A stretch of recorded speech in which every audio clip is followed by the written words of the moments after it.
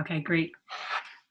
It's my pleasure to welcome you to the final session of our High Holiday webinar series, Faith, Forgiveness, and Prayer, Finding Meaning in the Days of Awe. And I want to just apologize if there was anyone who couldn't get on last week because of our Zoom glitch. We're so sorry about that, and we believe that we have addressed the problem. A few technical announcements. So as you saw in your email, the way we'll be asking questions is using the raise hand feature in Zoom, not the chat. The chat has been overflowing with comments, which is a lovely problem to have, but it's a little too much for the faculty to be able to monitor. So do make sure if you have a question to use the raise hand feature in Zoom. We'll stop periodically for questions. And then you can just click on participants, look for the hand icon and click it to raise your hand. If you're participating by phone, you can dial *9. When it's your turn, Tani Schwartz-Herman will call on you, give you permission to unmute, go ahead and unmute and ask your question, and then go back and mute again. And I just wanted to, before we begin, I actually just wanted to thank the team who's worked so hard on this series.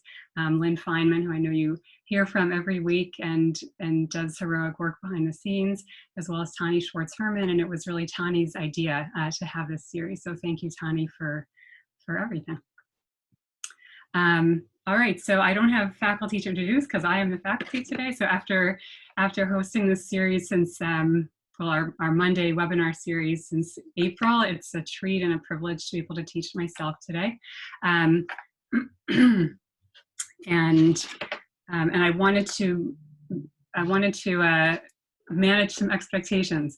So it's very important that you have the source sheet for this session. We're going into the weeds with the sources. So you received it by email from Lynn, and then she has just posted it again in the chat. So do make sure you have that. We're not going to screen share it because there's so much there that, you know, then all we'll be looking at the whole time is small words on a screen. So make sure you have that, you know, either printed or in another window or however you prefer to look at it.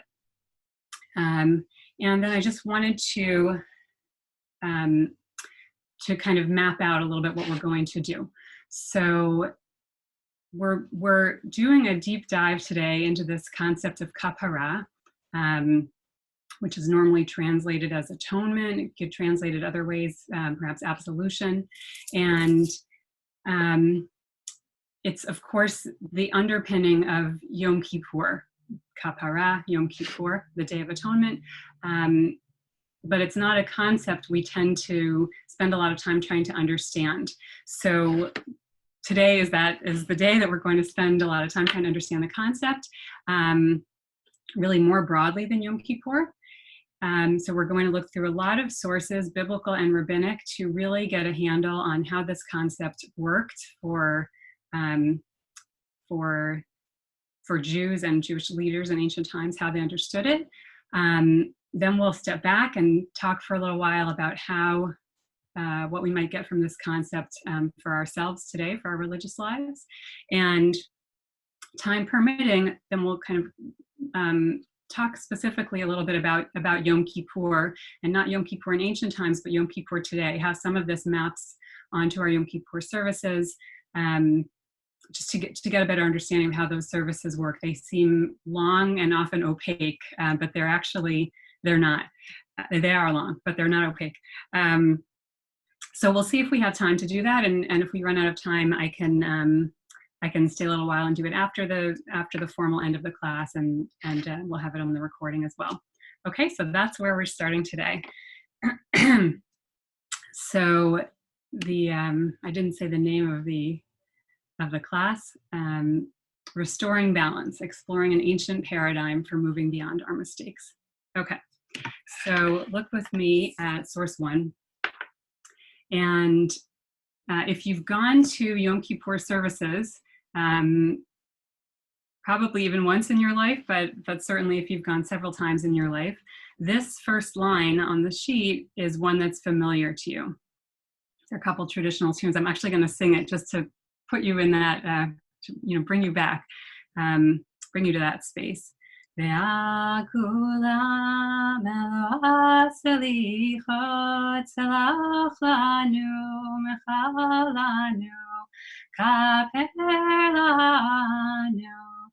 your head if that rings a bell. Okay, and there's another tune too. Maybe other people do that. So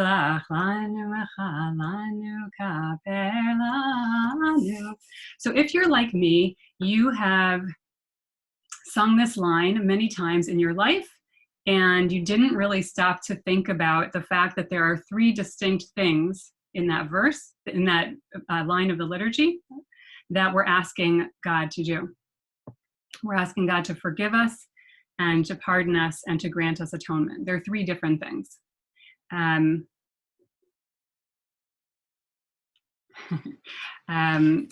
We kind of just blend them together, and we probably think about them in broad terms. What is this day about? What's the season about? It's about doing Chiva, about repenting, returning to our best selves, about asking for forgiveness. We don't think about three distinct elements. And I would argue probably the one that we think least about actually is kapparah, grant us atonement. But if you think about the two that you understand instinctively just from the way we talk about it in English, forgiving and pardoning, right? Those are two very different things, right? So the same with granting us atonement.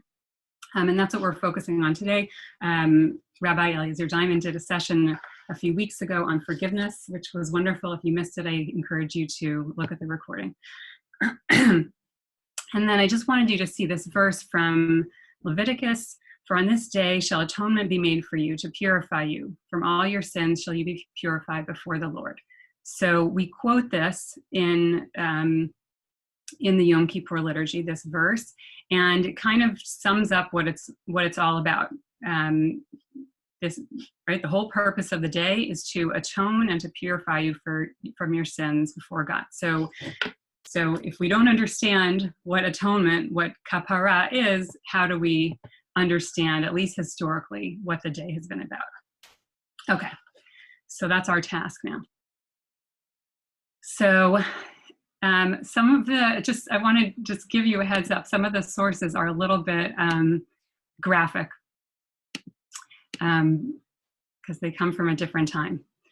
So let's start by looking at Cain and Abel. Now, the word kapparah doesn't appear here, but there are a few biblical sources that are really helpful to understanding what this concept of kapparah is all about. So let's read about Cain and Abel, which I'm sure you're familiar with. So I didn't even include the part that the big high point, Cain kills Abel. God says to him, "Your brother's blood cries out to me from the ground." God gives him a consequence, curse as a result of that. And Cain in verse 13 says to the Lord, "My punishment is too great to bear." That his punishment is that he's going to be a ceaseless wanderer on earth. He says, "It's too great to bear. Since you have banished me this day from the soil, and I must avoid your presence and become a restless wanderer on earth, anyone who meets me may kill me." Okay, so let me ask you also, did you ever stop to think, why is Cain concerned about that? Like, why is he assuming that wherever he goes, someone's going to want to kill him? There aren't so many people on earth at this time. Abel's gone.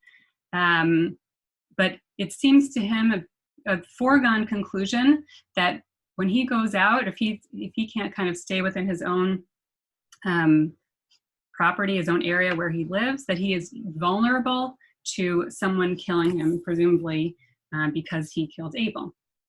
So God says to him, "Okay, I'm going to protect you from that." And the Lord put a mark on Cain, lest anyone who met him should kill him. So I don't know exactly how that worked, but in some way God shields Cain from that. So this is one of the earliest examples of the way they thought in ancient times, a way they thought in ancient times that really underpins this concept of kapparah. Cain kills Abel, and it seems almost like he needs to get killed in return. That's how he's seeing this. It's like this equal and opposite response. Okay, there was a murder and there needs to be another death. That's what has to happen. That's what he's assuming has to happen. He's assuming that everyone knows that that has to happen and that he's vulnerable to that. Okay, so let's go a little further and we'll keep building on this concept. Okay, so in source 3, Genesis 9, so the flood has ended and God is blessing Noah and his family, and gives them all animals on earth. God says they shall be yours to eat, as well as produce. You must not, however, eat flesh with its lifeblood in it, but for your own lifeblood. So meaning they can eat any meat, but they cannot eat the blood, right? And we know that that's the kosher meat. The process takes extra care to remove blood from the meat. But for your own lifeblood, I will require a reckoning. I will require it of every beast, of humans too, will I require a reckoning for human life, of every man for that of his fellow man. Whoever sheds human blood, by a human shall his blood be shed. For in the divine image did God make humanity. So that's an explicit statement of what we saw. Cain is assuming, okay, that the fact that God is giving to Noah and by extension to humanity dominion over the animals, that's animals, but humans are in a different category. You cannot shed human life, or actually the truth is it doesn't actually say you can't shed human life. What it says is if you shed human life, if you shed human blood, not I'll strike you down, right? God doesn't say that. God says, by a human shall his blood be shed. The same thing has to happen in response. That's how things will be equalized. The wrong that you did will be righted only by your blood being shed. I promise you we're not going to talk about blood and murder the whole time, but we are going to talk about it for a little while longer. Okay. So now let's step back from a human death, and I think this source from Exodus, source 4, really helps us understand this even more sharply. Okay, so this section of Exodus is all kinds of laws of damages. So you have an ox that kind of gets out of control. It goes out and is goring people. And if the ox kills someone, the ox shall be stoned, and its flesh shall not be eaten, but the owner of the ox is not to be punished. So, of course, the rabbinic law goes into great detail in what cases, is it your fault? You were negligent in some way. In what cases is it not your fault? But I just want you to look at that at the response here. So a person has been killed at the hands, or the horns, I should say, of this ox, but the assumption is it's not the owner's fault, and even if it was in some way, he shouldn't die for it, but something has to happen. So the blood was shed, and another death has to happen. A death happened and another death needs to happen, and so they stone the ox. The law is to kill the ox and not eat its flesh. So first of all, if it's stoned, then that's not a kosher way to kill an animal. But either way, you can't eat the flesh. But that's remarkable. Okay, an entire ox to sort of throw it away is a big loss, right? A financial loss. So all the more so. It shows that there's something else going on with the death of this ox. It's not punitive to the owner, right? There are other ways you could have a punishment for the owner, and certainly, right, you could slaughter the ox in a kosher way, and the relatives of the person who was killed could benefit from the meat, or I don't know, different things we could imagine. But this is not that. It's not punitive. And it says specifically the owner is not punished. a death happened and another death needs to happen. And that's the only meaning of the death of this ox. It's this balancing. So, okay, so that's, all right, so now let's look at one more source in this first understanding kapparah section, and then we'll step back and talk about it a little bit. Okay, so in Deuteronomy, source 5. So this is this fascinating situation of a person who was killed, and they're not clearly in any jurisdiction, and we don't know how they died, and we don't know who killed them. So first of all, let's just stop and notice that the Torah actually is paying attention to that case, right? That doesn't need to be necessarily anything that the Torah stops to talk about, but the Torah is very focused on this case, and a procedure is dictated here. So your elders and magistrates, the people, the leadership in the area as a whole, measure the distance to nearby towns and determine which town is the closest to where the person was found having been killed. And then those leaders, the leaders of that town, now have a responsibility. So they go through this ritual, the egla arufa, the heifer with the broken neck. Okay, so they bring a heifer down to a valley, and they break the heifer's neck.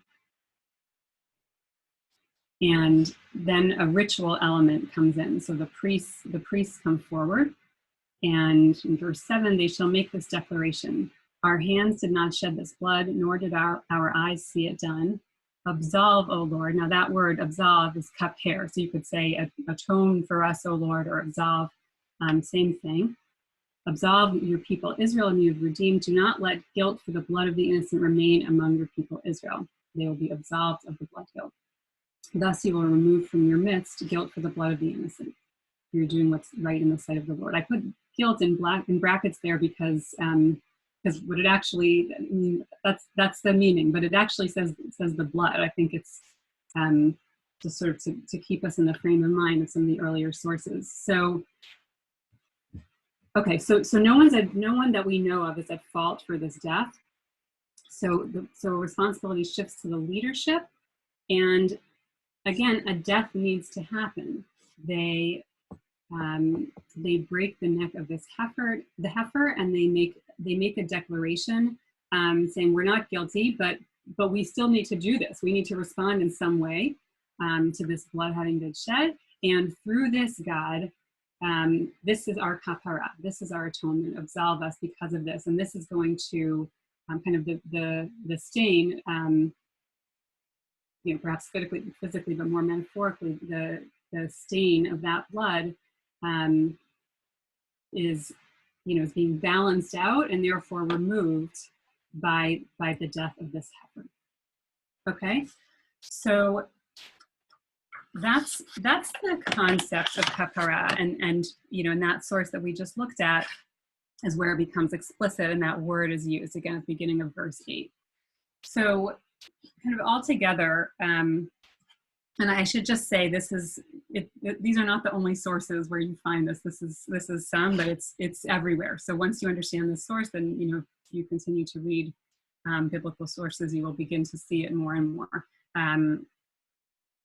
So the idea is that when a sin is committed, when something when someone is wronged, and the most egregious form of that is murder, it's like the equilibrium of the cosmos has been disturbed, has been ruptured, and it needs to be restored in some way. That's what kapparah is. Again, very different from forgiveness, very different from atonement, from pardon, right? It's its own thing that has to do with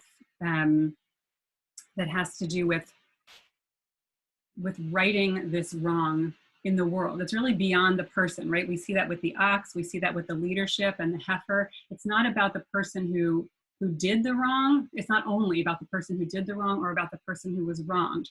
I think those two cases in particular show us there's something bigger going on here than just the people involved in the incident.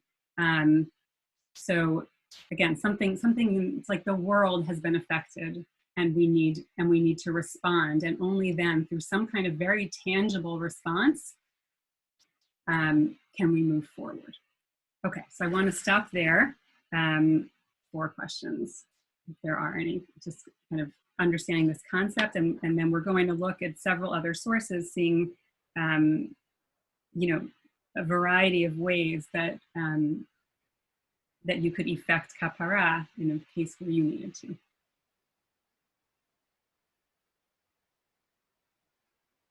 Tani, you want to call on people? I'll just remind everyone, because no one, oh, I see one raised hand, but just remind everyone, because I know you shared the instructions at the beginning, is that there's a button at the bottom of the participant panel where you can raise your hand.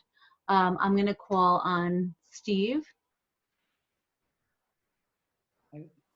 Yes, thank you. I wanted to ask about source number 4, the ox goring a man or a woman, and the comment that this has to be read as the ox has to be killed as a balancing act. And just by itself, reading this by itself without reference to the other sources, isn't it as good a reading to suggest that perhaps the ox is a danger to other people, like, and therefore is killed to make sure that that same ox doesn't kill anyone else? Yes, for sure. It's definitely that also, and again, the expansion of these laws is very, very focused on negligent. And obviously, if you have there's this whole category of the shor mu'ad, an ox that has been known to cause damage, and your responsibility as the owner, as you point out, goes up in that situation. So I think that is at play, and yet you can make the argument, right? If you properly shecht that animal, slaughter it according to the laws of kosher slaughter and eat it, you've accomplished that goal. You've taken that ox out of commission in terms of damage it might cause. So that's why it seems like it's more than that. It's at play. Evelyn?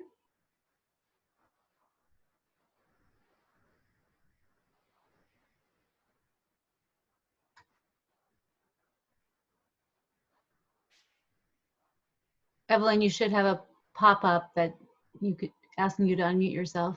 I'm sorry, I thought I did.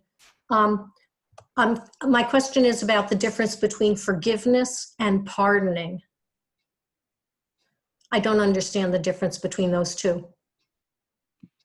So I don't want to go too much into that, just in the interest of time. And you definitely should watch Rabbi Diamond's webinar if you weren't able to join us for that. But I think, just think about it from. I mean, now both of these have kind of reams of interpretation. Slicha and mechila, those forgiveness and pardon. There's a lot there in the sources, but even if you just think of it in terms of how we use those terms in English, right? If you've, right, forgiveness is something that happens between the person who hurt someone else and the one who was hurt. And it's also something that happens within us, right? We need to forgive ourselves too, for mistakes that we've made, ultimately. Whereas pardoning is kind of, like saying it didn't happen or wiping away the punishment. It's different. It's different from forgiveness. It's kind of too big. It's too big for us to go into, but I would leave it at that. We could do other sessions on both of those. We did the session on forgiveness. I guess we could do one on mechila also. But maybe that's the easiest way to think about it. It's just how we use it differently in English. Barbara White. Okay, it's actually Howard White, but I'm wondering, because where does it seems to me the cities of refuge are a central piece of this, as opposed to looking for things everywhere where it talks about the differences in how death happens and how you're treated for them. And that gives us an idea of what is more important and less important. So the cities of refuge we're going to talk about in significant detail a little bit later. I don't know if you looked ahead in the packet, but they're there. They're very relevant to this. I don't think I totally followed what you said at the end about what's more important and what's less important. Sorry, you're muted again.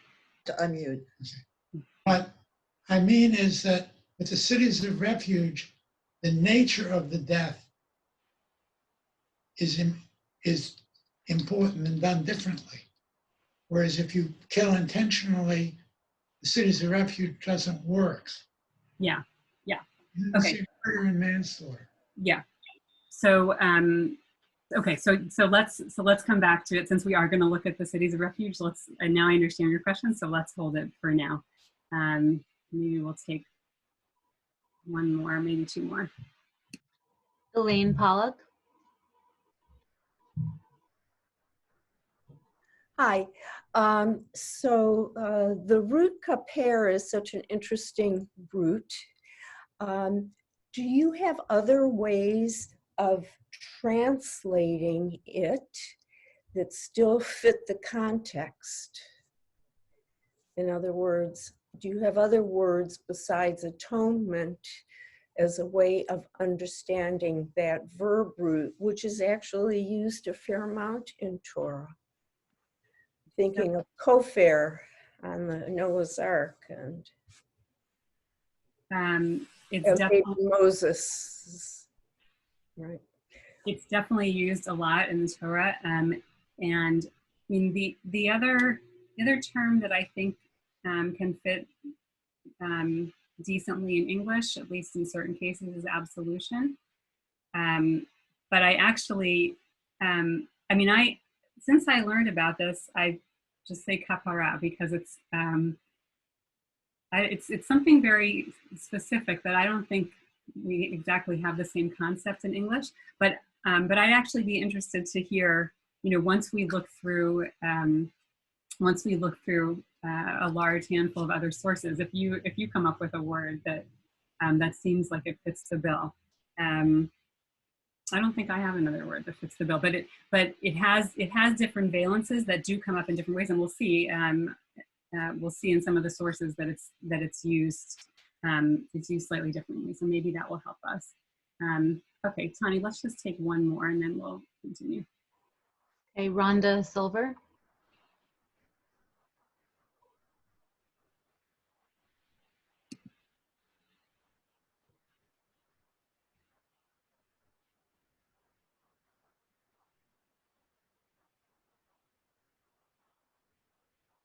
Just 1 second, I think.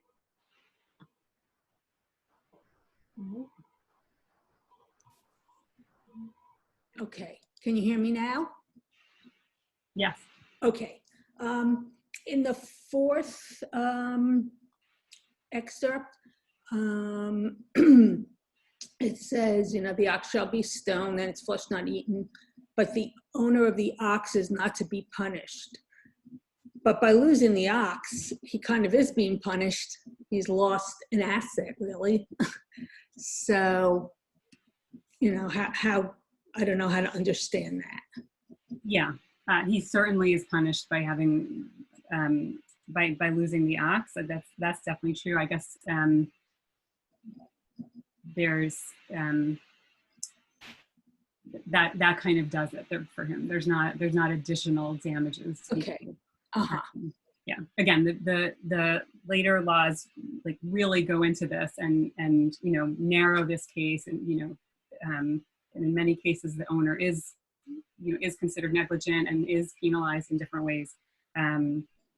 But assuming there's no negligent, I guess you could say sort of the extent of what happens to him is losing the ox, and there's not something punitive in addition. Okay. All right. Thanks for those questions. I just, I glanced at the chat a little bit.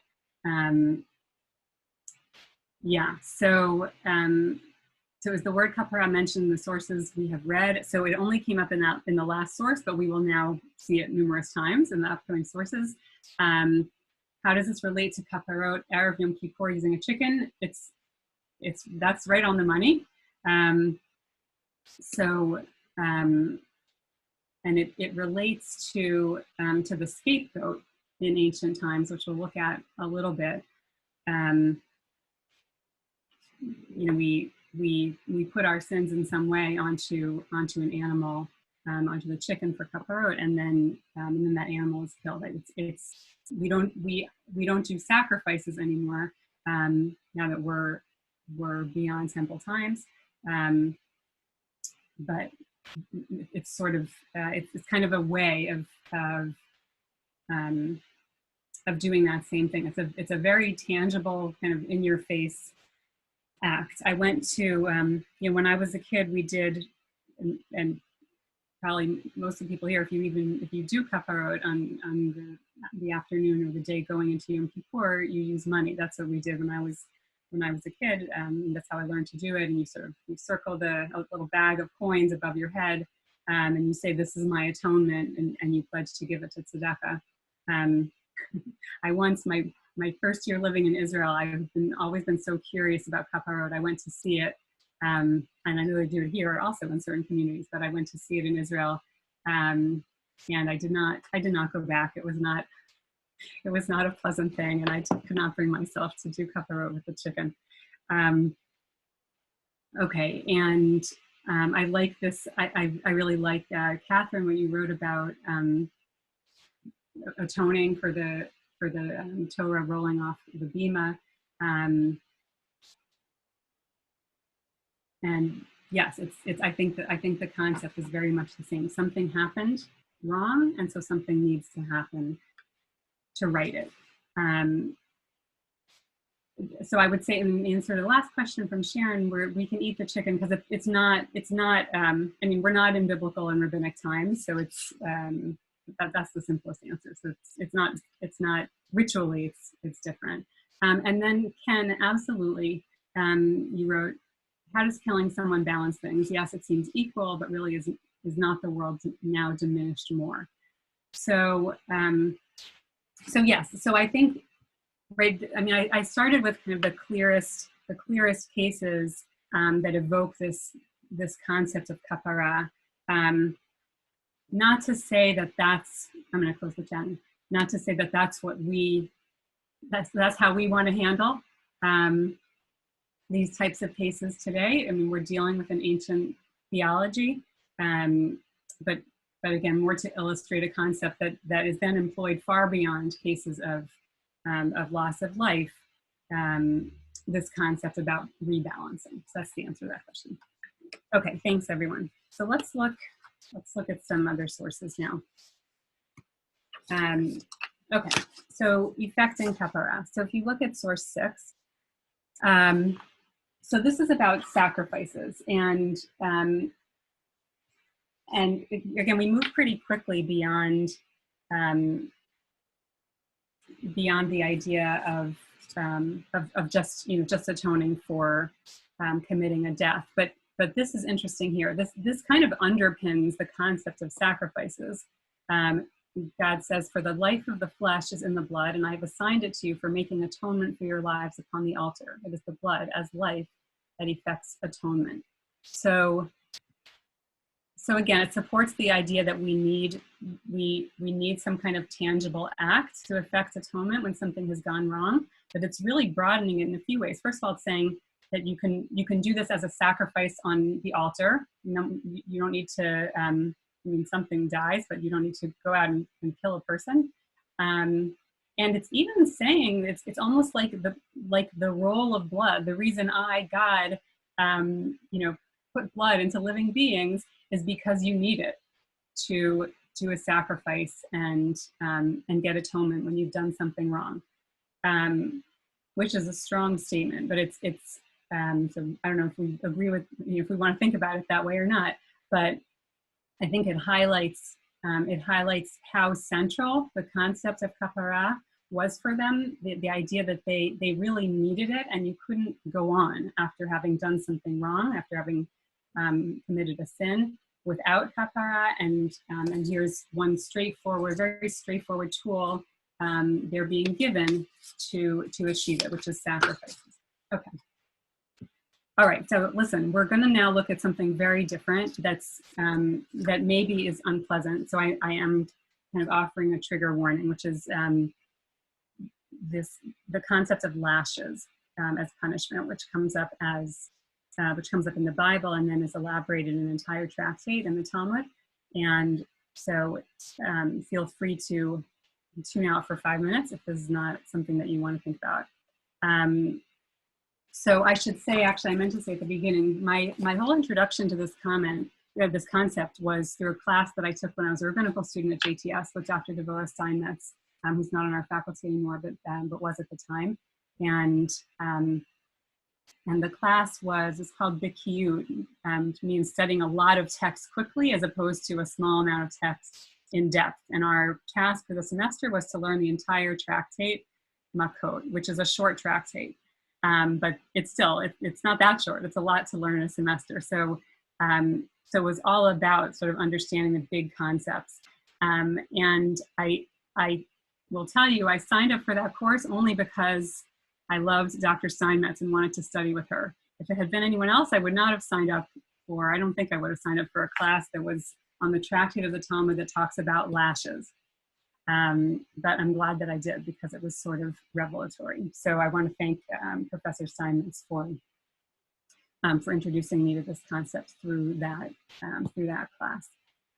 Okay, so look at source 7. So this gets a little bit technical. And again, these are, I just told you there's an entire tractate on this. These are like big areas of law, and I'm trying to just pull out a few things to give us our conceptual bearings. So the Mishnah says, those who commit the following transgressions receive lashes as their punishment. So a whole bunch of cases are listed, and a lot of them are less serious kinds of cases, but also in the mix are huge sins that yield the ultimate punishment according to the Bible. The ultimate punishment according to the Bible is karet. So there's another one that I don't usually translate because I don't think it translates well. But if you think about, depending on how much Torah you've read, it often says in the English, whoever does this will be cut off from his kin. Does that phrase ring a bell? Maybe. Karet means it's not a human punishment. It means after you die, that's the end. It's like spiritual death in the afterlife, which that was the worst that they could imagine at that point, at that point in time. So that's karet. So it's interesting. Again, we could do a whole class on that, but what's interesting is that these two categories are mingled. There's sort of the lesser sins, and then like really the worst, the worst of some of the sins, and not just interpersonal ones, but in a lot of cases ritual ones, like like eating on Yom Kippur, for example. You're supposed to go through a kind of physical deprivation on Yom Kippur, and if you don't, that gets you karet. So there are different categories here. Okay, so the Gemara, which comments on the Mishnah is codified around the year 200. And then the Gemara for the next few hundred years is unpacking the Mishnah and bringing in other contemporaneous law to try to understand it and apply it. So there's a disagreement here about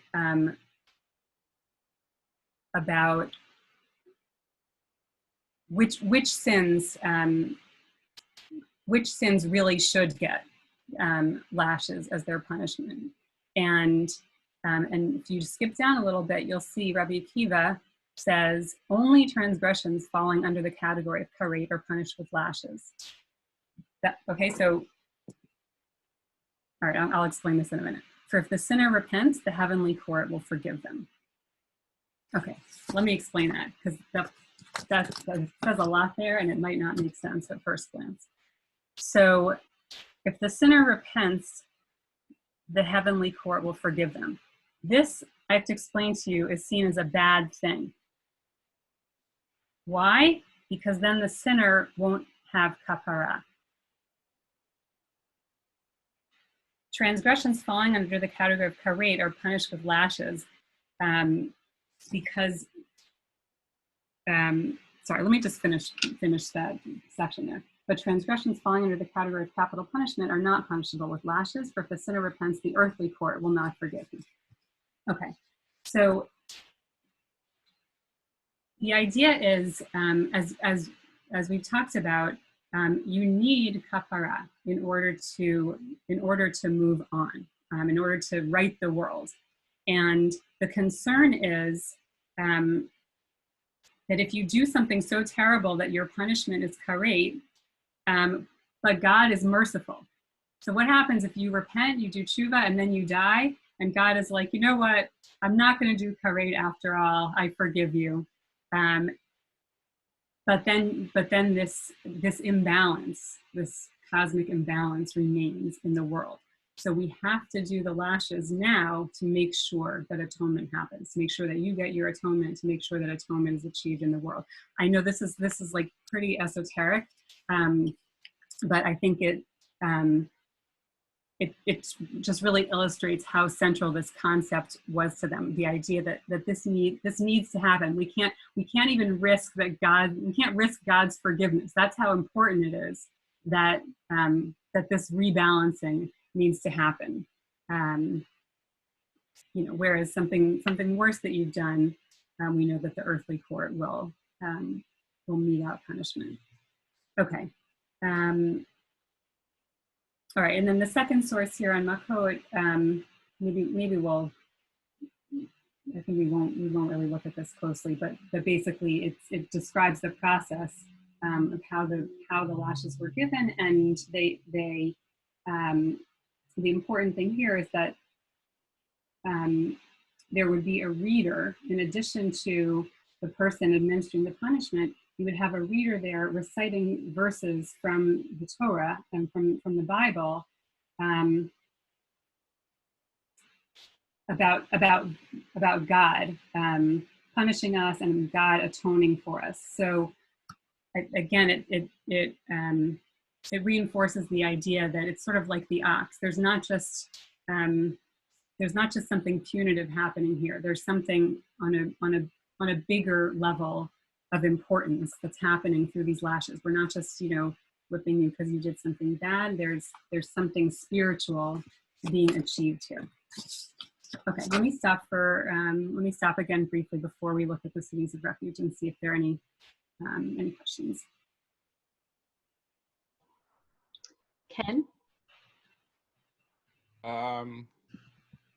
Stand by.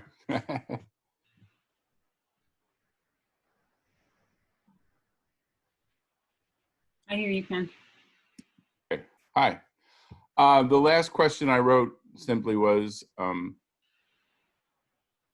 does atonement always involve punishment? No. Okay. No, it doesn't. But it seemed to in this case. And are you going to talk at all about at-one-ment, which is what some people talk about? And that would be balancing, perhaps, or that yeah. whole. Yeah, thanks, Ken. So so once we get through these kind of in the weeds sources, then we're going to step back and talk about what this means for us. Lashes are not operable for us. A lot of things we've read so far are not right. They're not part of our religious lives today. So I want to understand some of the valences of the concept through these sources. And then think about how it can be valuable for us. And thanks for sharing that midrash on the English word at-one-ment, which is a way of seeing. I don't know exactly if it's relying on kind of the traditional understanding of atonement in the Bible and rabbinic sources, but I think it does evoke the balancing idea, right? So in that way, it's it has something in common with what we've looked at so far. Thanks. Linda Steigman.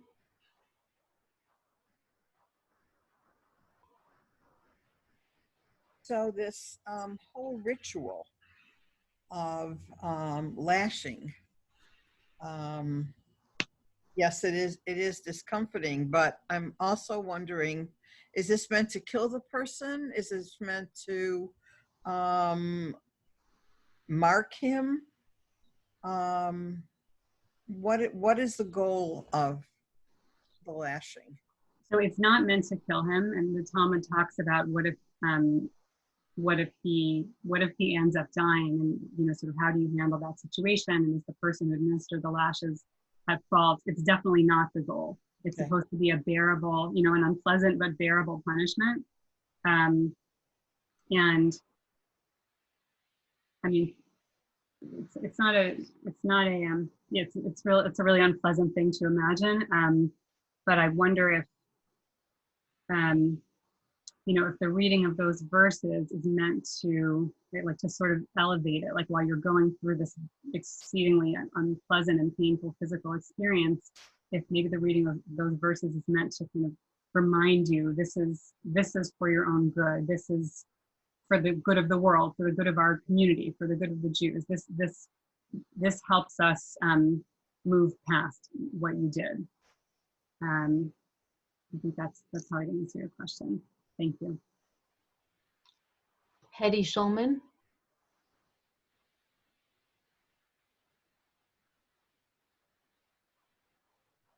So actually, I raised my hand a while ago, but I'm very interested in hearing how this applies, as you just said, to our lives, because so far this sounds totally brutal, and I don't understand where the word atonement plays a part in any of this.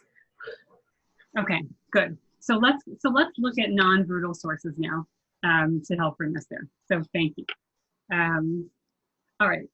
So the cities of refuge in source number 9. So let me just, it's a long source. Let me just summarize it briefly. So in biblical times, the idea was if you accidentally kill someone, you're not at fault. It was a result of your actions, but not in a way that that you should be punished for, that involved you being negligent or malicious. So these were laws given to Bnei Israel, to the Israelites in the desert, and they were supposed to set up these cities of refuge, arei miklat, when they got to the land of Canaan, 6 cities, and you would flee there when you committed unintentional manslaughter, and that's how you would. That was like your mark of Cain, right? So rather than having God mark each person, so you would go to a city of refuge, and that would shield you from the otherwise inevitable and almost appropriate, the way the Bible sees it, avenging of the death of the person that you unintentionally killed. Right, and you can see in verse 21 that or verses 20 and 21, if it was if the killing was done intentionally or in hate, then this does not apply to you, and you don't go to the cities of refuge, and you're a murderer, and you are subject to what Cain was afraid of. The blood avenger, the relative of the person who's killed, has a role and a job, and the way to balance things out is in your death. Okay, but this is not that case. So you've done it unintentionally. So you go to the city of refuge, and as you can see in the next set of bold verses, so you're safe there. Now, here's the kicker, and I remember as a kid being mystified by this. So in verse 28, so you remain in the city of refuge until the death of the high priest, the Kohen Gadol. And after the death of the high priest, then the manslayer may return to his landholding. And at that point, he, the blood avenger, it's done. The thing is done.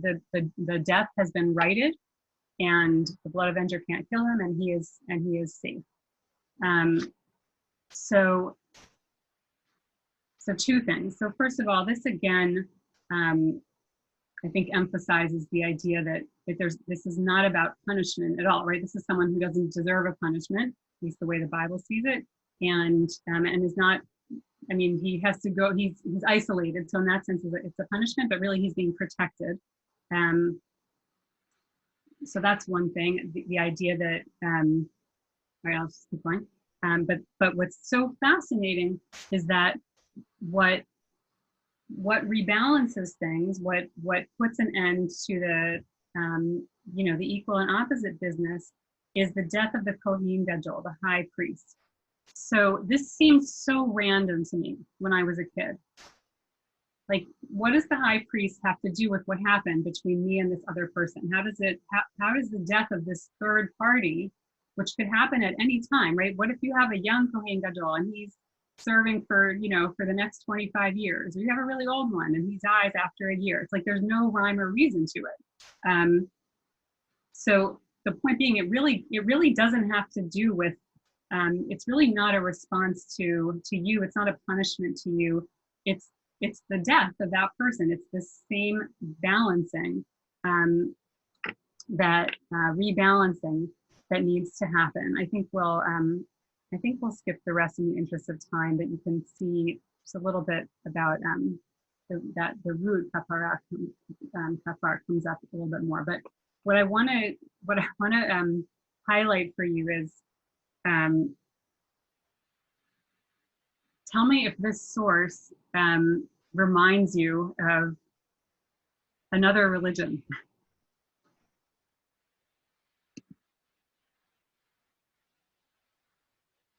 If you stop and think about it, does this evoke anything else that's sort of outside of how we tend to think in Jewish terms? Oh, that's nice. Churches are considered sanctuaries. Yeah. Okay. The death of Jesus. Right. So this concept comes from our sources. The concept in Hebrew is mitzat tzadikim mechaperet. The death of the righteous atones. Okay. So that becomes kind of a real cornerstone of Christianity, right? But I want you to see that that's already operable in biblical times, in Jewish sources. So to touch a little bit on Yom Kippur, this when I started to learn this, it explained to me, or partially explained to me, something that I also always wondered about the Yom Kippur service, which is why we read the Martyrology. Right? You remember that part of the service on Yom Kippur, the Eila Ezkara? I never fully understood why it was there, and there are different theories as to why it's there. But I think that this is one of them. That we're there on Yom Kippur, we go to the synagogue to sort of really focus on on what we've done wrong and trying to move forward, and we read about these martyrs who died, as maybe the implication there, we don't say it in the Yom Kippur liturgy, but maybe the implication there is that that's part of what helps us move forward. I realize I'm not doing yet what Hedy asked, so we'll try to get there. Okay. All right. Let me talk about Yom Kippur for a few minutes. So maybe I'll put the sources aside for a moment. So.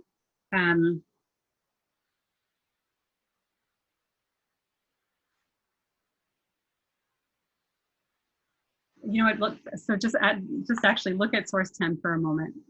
Let's actually look at the last two sources. I changed my mind. Sorry. Okay. So source 10 talks about the scapegoat, which is really like at the heart of the Yom Kippur ritual, and the priest confesses the sins of himself and his family and the other priests, and then all the people of Israel on the goat, and sends it off.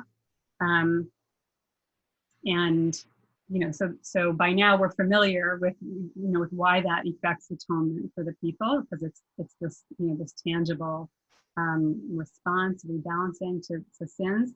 But I want you to see what Rabbi Shimon says. we don't need to go in detail into how he reads this out of the verse, but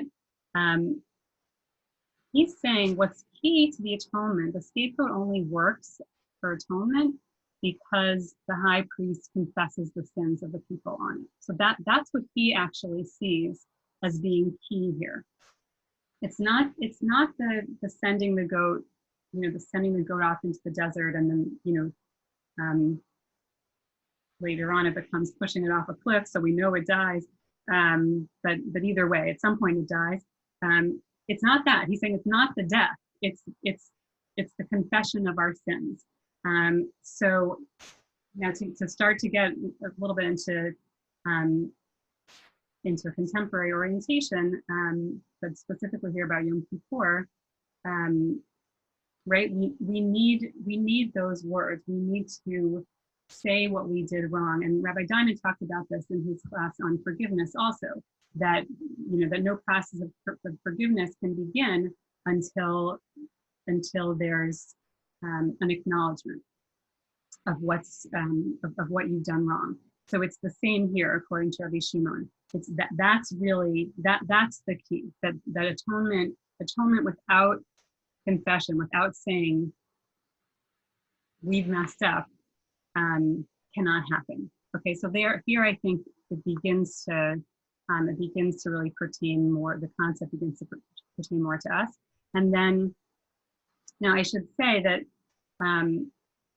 right, the temple was destroyed a long time ago, and all of these rituals are in the past. So all of the authors of our texts for many centuries now have had to grapple with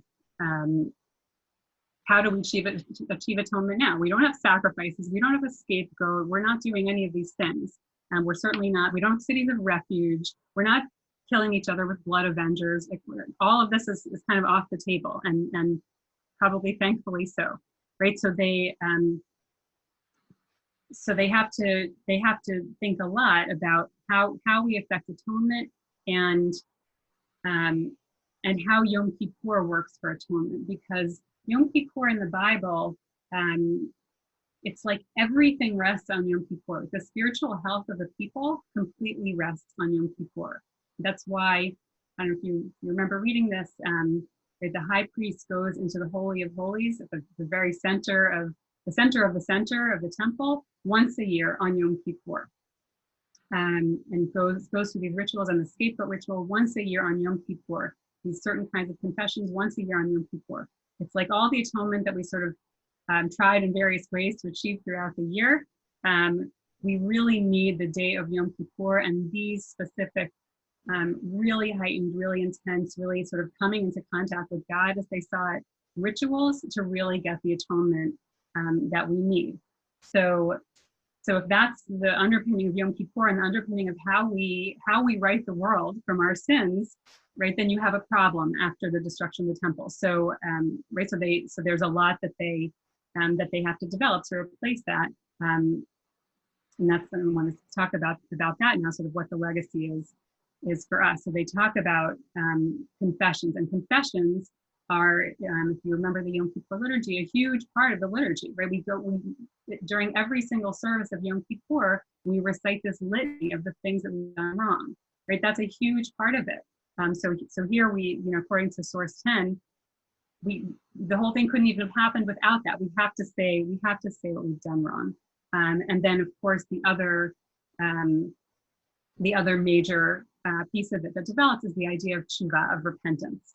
So, and that's what you see in source 11, that, and let me just provide one more word of context. So there was also an idea that Yom Kippur, that the day of Yom Kippur itself achieves atonement for us. That was another whole school of thought. But this source is saying it doesn't achieve atonement for us just by itself. It only works, right, to recalibrate the world as it should be, if we repent. And this source, very beautiful, or a powerful source about what it means to really repent. You can't just keep repeating your mistakes and saying, oh darn, I did it again, I repent. Right? It has to really be putting something, behind you and out of your life. And only then, once you've truly repented in a way that is reflected in your actions in the world, then does Yom Kippur, as we have it now, with no sacrifices or anything like that, but the experience of Yom Kippur and confession and prayer, only then does Yom Kippur achieve atonement. So, all right, so let's step back from these sources for a little bit and think about how this matters for us today. So, so first of all, for me, this, someone who leads services on Yom Kippur, all of this was sort of a revelation about what's happening on Yom Kippur and understanding the mahzor, right? Why are we so focused on these ancient rituals? Like, why, the Torah reading is about the whole ritual of the high priest and the Seir Lazavil, the scapegoat, and then we do the whole avoda service also in traditional liturgy. We kind of reenact the whole thing. And read it aloud in these poetic extended terms. And then the martyrology, like, why are we so focused on this? Why does this take up so much of the liturgy? And this, learning this helped me understand that Yom Kippur, the way I started to understand it based on the learning of these sources and this concept was there's an experience here. We're going through something physical. This year everything is off the table, right? But who knows how we're celebrating the high holidays this year? And I think it really, I think this is part of why it's so painful to have our high holiday experiences so compromised this year. But in a regular year, right? We fast. We're in synagogue all day if you're observing traditionally. We're saying all these prayers that we don't normally say. And if you think back to the feeling at the end of Yom Kippur, well, you cannot if you agree with this. Like, I feel like I've gone through something, like something happened here, and I think it's part of what the fasting and the other physical strictures are about, or at least how they function for us. Something physical has happened. I wasn't just, lying on the couch reading this stuff. Of course, there's also the heightened power of doing it in community. But I've gone through an experience that helps me put, helps me feel like I can let go of some of the things I did wrong. I can start over in some way. So that's about Yom Kippur specifically. But I think the same strategy, I guess I would say, for responding to our own wrongdoing actually can be very effective in other ways. And if you stop and think about it, there are different kinds of rituals or physical trials, or not even trials, but physical, tangible things that people go through to help move on. In modern times, the mikvah, which traditionally was for very specific ritual purposes, I think has come to work that way for a lot of people. Now, it could be something traumatic that you went through, or something that you did, but the mikvah has kind of been broadened to be thought of as a healing experience. And again, it's very physical, it's very tangible. You go in, you come out, and something has changed. It's not just something you think or something you want, but it's something that you do physically. And I think we can probably think of different examples, just from contemporary culture, of how there's a whole process after you've done something wrong, after you've really hurt someone. There are a lot of elements involved. There's the stage of admitting what you've done. There's the stage of seeking forgiveness, if that's a possibility.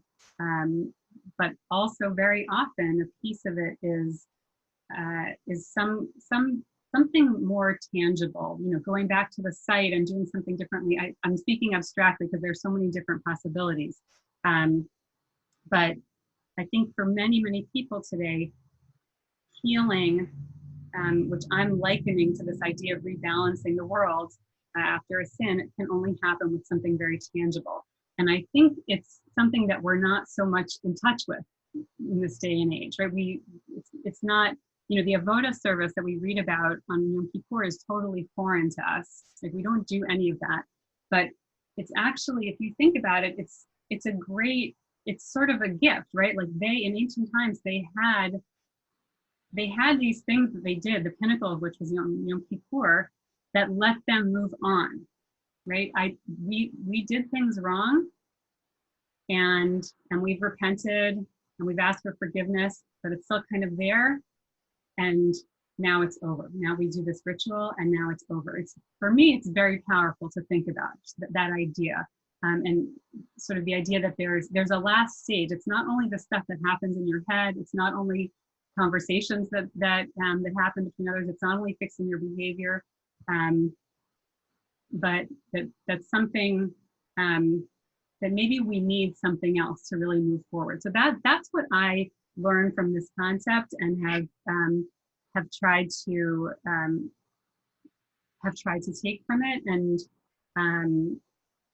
And I should say that the time that I was learning this material, at a certain point in my life, one, I was really becoming a prayer leader for Yom Kippur. So on the one hand, it was really helpful for me to just get a deeper understanding of the liturgy, and why, you know, why the avoda service, for example, was there. Why was it so important? And then that helped understanding why it was so important to them, why they needed it so much, helped me, you know, lead it in a better way, I think.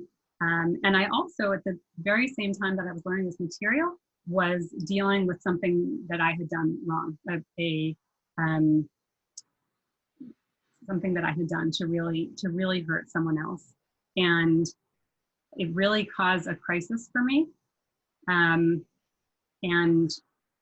I would say, you know, more than anything else, it was a crisis of identity. It was like, I always thought of myself as a good person, and I did this thing, and am I a bad person now? Like, what does this say about me? And I went through many stages of, you know, of working through what had happened, right? Acknowledging, you know, the weight of what I had done, the damage that I had caused, seeking forgiveness, which was not so forthcoming. But also, it really impacted my view of myself, and that was the piece that stayed with me for the longest. The person who I had hurt, you know, healed and moved on, and I actually, for much longer, I think, was still stuck with the weight of what I had done. It was past forgiveness. It was past confession. It was still there with me. For me personally, you know, so I had to find ways to move beyond it, because I'm so connected to prayer, and I was a prayer leader. I think that I actually was able to use Yom Kippur, and kind of the physical experience of Yom Kippur, for some of that, kind of, you know, a sense of like doing something or experiencing something in the world in a very tangible, physical way, that helped me finally say, I am a good person. That happened, and now it's time to move forward. So I want to stop talking there and see what you have to say. And if people, I know we're close to the end of time, so if people would like to stay, I'm happy to talk a little bit more about the liturgy of Yom Kippur if you're interested, to just understand it a little more closely in the context of what we've been talking about. But now I want to hear what you have to say. Sherry Allen. Thank you. It's fascinating. I think probably the big revelation I'm going to take away today is this whole concept of our atonement, not just being for us, for our sake, but bringing alignment. Somehow this brings alignment to others, to the world. And maybe that's another reason why, you know, when people we pray and, you know, for the sin we have, so that even if it's not a particular sin we're praying for, it you know, even if it's someone else, it still has, we're imbalanced by it too. So I think that was fascinating. But my question, actually I have two, you can choose which Sorry, one. I want to hear your question, but I just want to affirm what you said, because absolutely, we confess our sins in the collective, and I think it's very much what you said. It's not that I did each of those or you did each of those things in the list, but collectively we have done those. They're there in the community, and we need to confess them.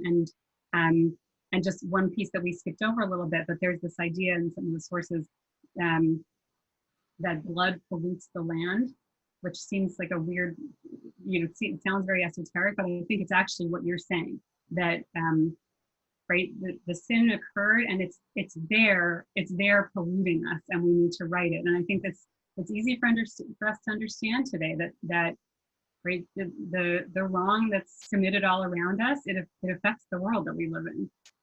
Okay, so go ahead and ask your question. Absolutely. So this is a comment and then the question. So the whole thing with the flogging ourselves or whatever, and the punishment, that really, it struck me for the first time last year in a very personal way, because I have one of my children is transgender, and they said I cannot, because a lot of the people that they know do beat themselves literally, or cut themselves or hurt themselves. I can't do that. What can I do instead? So he came up with this concept of a massage, not even a closed fist, but an open fist, and like this. So this concept of chest beating, or maybe that's linked to the flogging in any way, really hit home on a very personal level for me. And so now, doing this kind of mitigates that. But my question is, I'm wondering, with all this, not necessarily eye for eye thing, but the balance, can you make an argument for or against, or maybe both, capital punishment from these sources? Okay, so I want to respond to both things that you said. So the second one, I'll do the second one first. So, right, so it says right there in the Bible, an eye for an eye, a life for a life.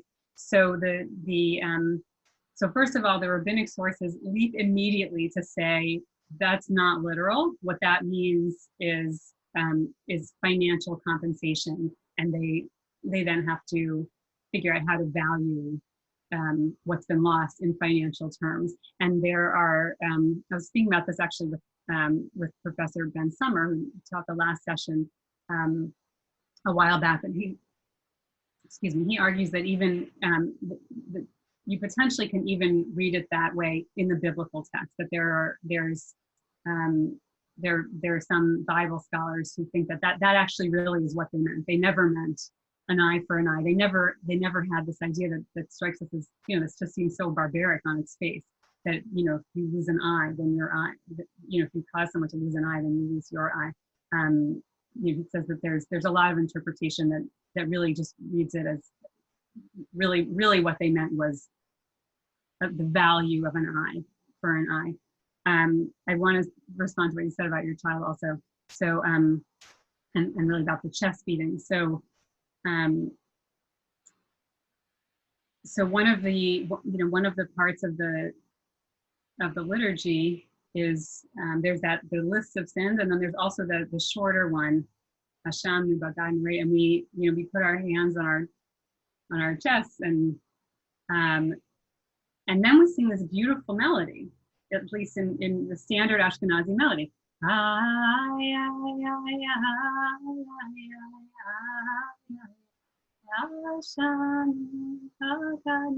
And that's, I've always understood it really the way you were talking about, that there's whoever came up with that melody at some point, there's a gentleness to that, and there's a forgiveness implicit in it, and we all mess up inevitably implicit in it, and that's how I don't beat my chest or strike my chest. It's like a sort of, you can't see me because of the, it's sort of like a touching of my heart, and almost sort of like sort of a forgiving, loving caress on behalf of God as I'm saying that. So I just wanted to echo that, to say that interpretation resonates for me. So we're officially at the end of time. So I would love to hear more thoughts if anyone wants to stay and share them. But just to for the sake of giving us an official closing. So I wanted to thank everyone for joining us for the series, and to let you know that we are really excited. Stay tuned. We're planning. We're sticking with this Monday slot that you've all, or a lot of you, come to love and hold in your calendars. So in a few weeks, we'll be starting a new series that will run through the whole fall semester on living a meaningful life with a range of JTS faculty. So we hope that you'll join us for that as well. And as I said, you'll be hearing more about that soon. Tani, is there anything that I missed that you wanted to add? No, I wanted to make sure we mentioned the full series, but details are forthcoming, so. Okay, great. So yeah, so I'm happy to stick around if people want to share more, responses to what I said, or, or resonances or challenges. And maybe also let me know if you want to look at the liturgy a little bit or not. Either one works for me. Are there raised hands, or are we done with it? I'm going to call on, I wasn't sure if you were waiting to hear what people wanted to do, but I'm going to call on Ellen Adelman. Yeah, I just had a comment about the high priest, the Kohen Hagadol. It seemed to me that it was very similar to our more current statutes of limitations, that it kind of served to put a time frame, although it was a more squishy time frame, about how long the blood avenger could go after the inadvertent or the unintentional killing, or the killer. Because I'm not a lawyer, so I'm probably wrong, but I think if it's not first degree or maybe second degree, if it's a manslaughter, I think there is a statute of limitations on it. If they know who the killer is, I think that there's a certain time frame. I know of a lot of other legal cases, there is a statute of limitations. I mean, it doesn't seem to me fair that, 50 years after the thing, you can still go after and kill the guy or person. I mean, there should be a timeline. And so it seemed to me that would, does that make sense? I really like that reading. I hadn't thought about it in those terms, but yeah, I think if we're thinking more broadly about sort of leaving behind sin eventually, I think that's sort of a statement like this can't just hang around forever and haunt us and live there in the world. It has to come to an end at a certain point. And the difference is that there's an arbitrariness to it with the cities of refuge, right? Because unlike the statute of limitations that we have in American law, which corresponds to the severity of the crime and also other, I think I'm also not a lawyer, but other other factors like how long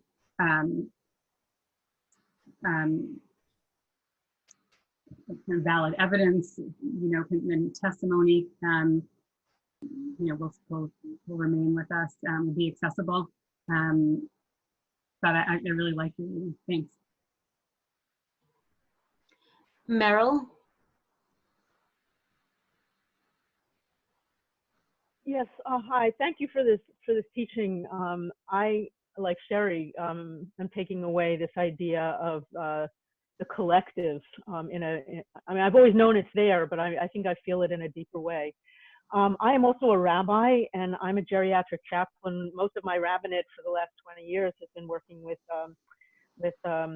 people in nursing homes or retirement communities. And so I have a couple of comments. The first is about the melody for the Ashramnu. I've always felt it as a cry, kind of like the women who cry at Rachel's tomb. And I've internalized it that way more than the beauty of it. But the knocking on the heart, there's a verse from Shira Shirim that my beloved is knocking, and that's the way I do the touching of my heart. But the other thing about the avoda is, from the time I entered rabbinical school 30 years ago, the avoda has been like central in my consciousness, and how it functioned and how we can bring it back to function for us in a similar way. And I realized with my elderly congregation, they don't have a way of going to do tashlich. I can't bring them with their walkers and their infirmities to a body of water.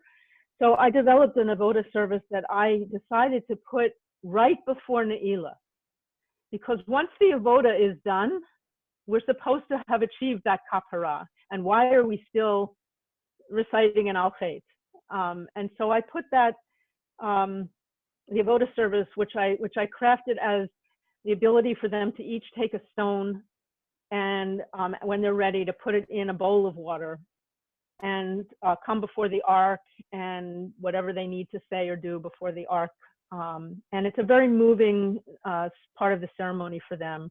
And we do that for about a half an hour with just the chanting of that line of, you will be made the kapparah for. And then we go into Ne'ilah.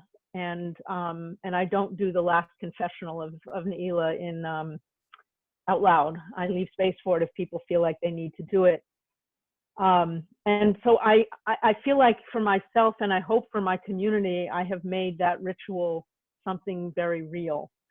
And the last comment I have is in the avoda ritual, it is an ish iti that leads the goat for Azazel out to the wilderness. An ish iti, it could be anybody, it could be any of us. It's not a high priest or a Levite, it's anybody. And so we each have to be ready to take on that responsibility. Thanks, Meryl. That's really beautiful, the creative approach to tashlich for an elderly community that you came up with and shared with us. And I meant to mention tashlich because it is it's yet another example of how we've created a physical ritual for ourselves on Yom Kippur to to help let go of the sins. There's a lot in what you said, but thank you for sharing that. Sherry Miller.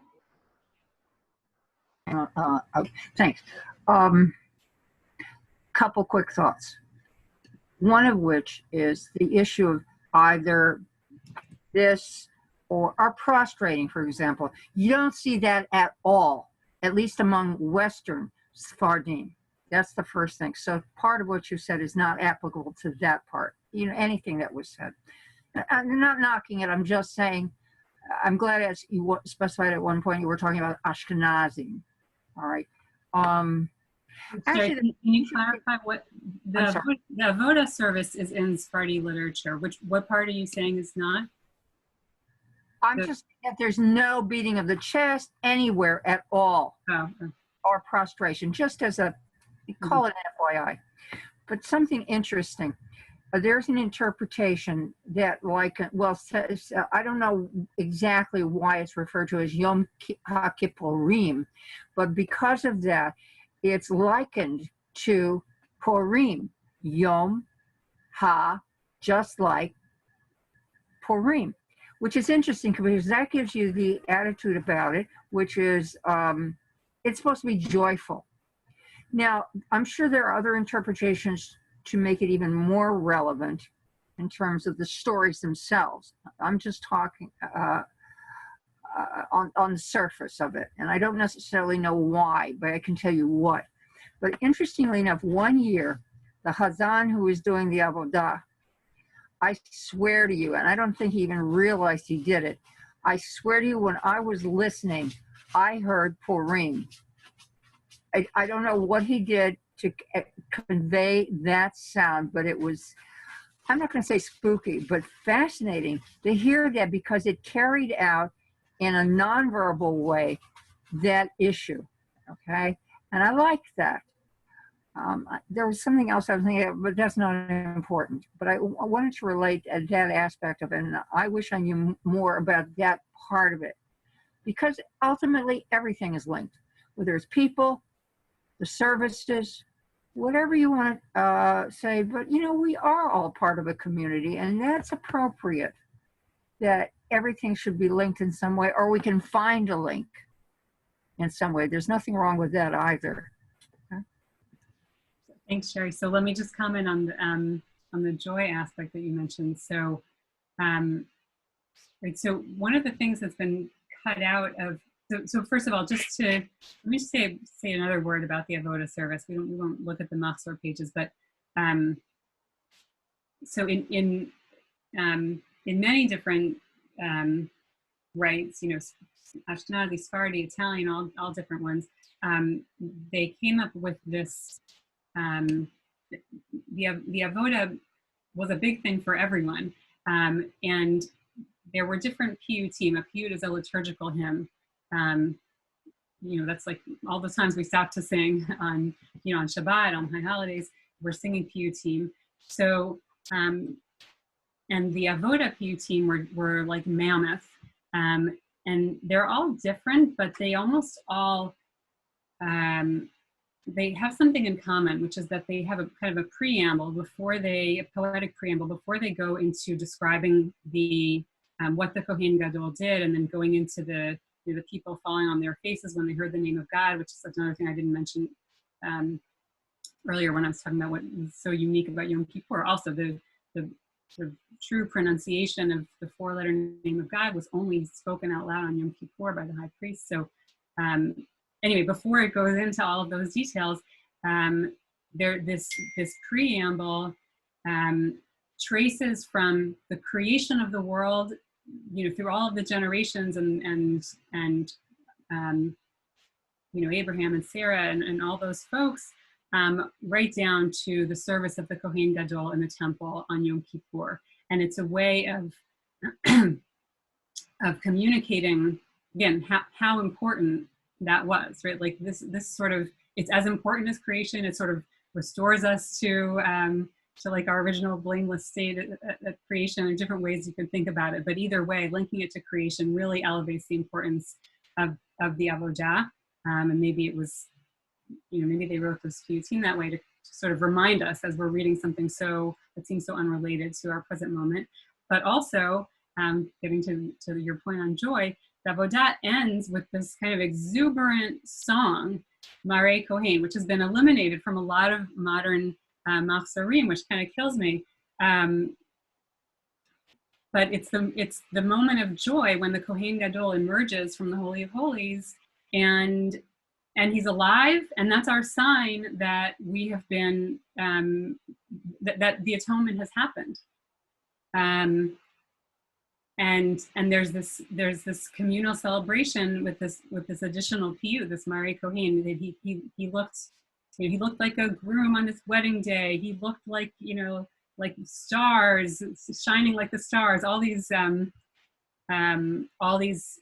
you know, sort of exalted descriptions of how the Kohen Gadol looked when he emerged from the Holy of Holies, and how sort of, you know, and everyone sort of partaking in that moment of joy, just seeing the Kohen Gadol come out, and that is the symbol of our atonement having been achieved. So there are parts of Yom Kippur, of the Yom Kippur liturgy, that are supposed to be really joyful, and we've let a lot of them go, and we think of Yom Kippur as this really serious time and just about the chest beating. But it's not just about the chest beating. It's also about about coming to that moment where we can, where we've done what we need to do in relation to our sins, and can move forward into a new year. Let's Did you want to take more questions? One or two, yeah. Okay. Ken? I believe we heard from Ken already, correct? Or okay, I'm gonna go ahead and ask Isaac Mann. Sorry, Ken. If we have more time, I'll call on you as well. Am I unmuted? I hear you. Okay, thank you. So I thank you very much for your wonderful presentation. I just wanted to add a thought that since we don't have all those dramatic events that we had in the time of the temple or temples, and we don't have the sacrifices, and we don't have the avoda, the actual avoda. We only have it in a literary form now. But so what I thought might be a kind of compensation that we didn't have in biblical times is the extension of the idea of forgiveness on Yom Kippur to the Aseres Yemei Tshuva, and even to the month of Elul. By expanding the period, the high holiday period, by additional prayers, the Slichot, for example, and some of the other additions to the prayers in the Shemona Esrei, for example, we are actually elaborating and creating a greater focus, and it becomes, instead, when we might not have the actual physical events, the literary part has grown tremendously since biblical times and even early rabbinic times. Thanks, Isaac. Yeah, I totally agree with you, and I think it's one of these cases where the more Hebrew you know, and the more you've studied the liturgy, it can really work that way, right? It works that way for me, having studied a lot about sort of all these conceptual and liturgical components of the mahzor. Like I said, for me, like when I get to the end of Yom Kippur, I really feel like I've gone through something, even though mostly I've been saying stuff. And it's, and unfortunately, the less ownership you have over that material, then really most of what you feel is just like, man, I've been here forever. So, maybe there's a way of transforming that into sort of a rite of passage too. But I think that's been the idea, to try to, the authors of the liturgy over the course of centuries, to try to connect us to some of the power of that through the mahzor. So thanks for raising that. So let's just do one last question from Rabbi Ben LinkedIn.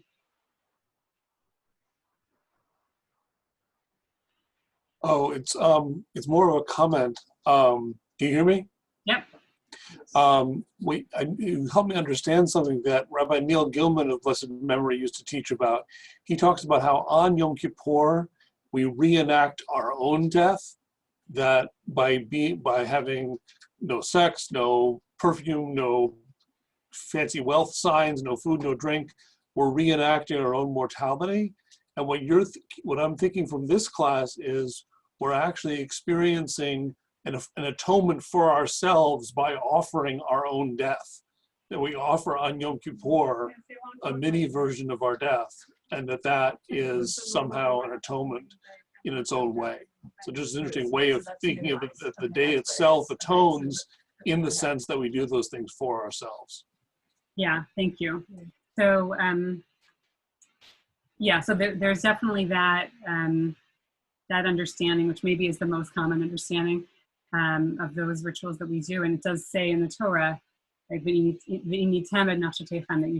you should afflict your souls, which really means actually your body. It means sort of you should suffer physically on Yom Kippur. It's not the way that resonates for me in terms of thinking about it, right? Like wearing white and not wearing regular shoes and not eating and those kinds of things. I try to use those to sort of put me in like an unguarded place, so that I can be open to acknowledging what I've done wrong, be open to like really, really connecting to the ways in which I've fallen short of my own expectations and aspirations, and trying to then use the day to help me look forward towards an improved life and way of being. Someone just put in the chat, being reborn again. So for me, that's how it's more, that way of thinking of it is more effective, kind of like a cleansing and a new beginning than a death. But however but I think you're right that that's the more traditional interpretation and how it, however it works for you, right? To make the day have spiritual power and effectiveness. All right, so thanks to everyone. I know there was like a lot of, it took us a while to build to this point, going through all those sources. So I commend you on sticking with it, and hopefully it was where we got was worth it. Was worth it for me. So thanks for joining us again. Wish everyone a Shana Tova, a sweet and happy and most importantly healthy new year. And stay tuned for details of the next series, and we will see you again soon.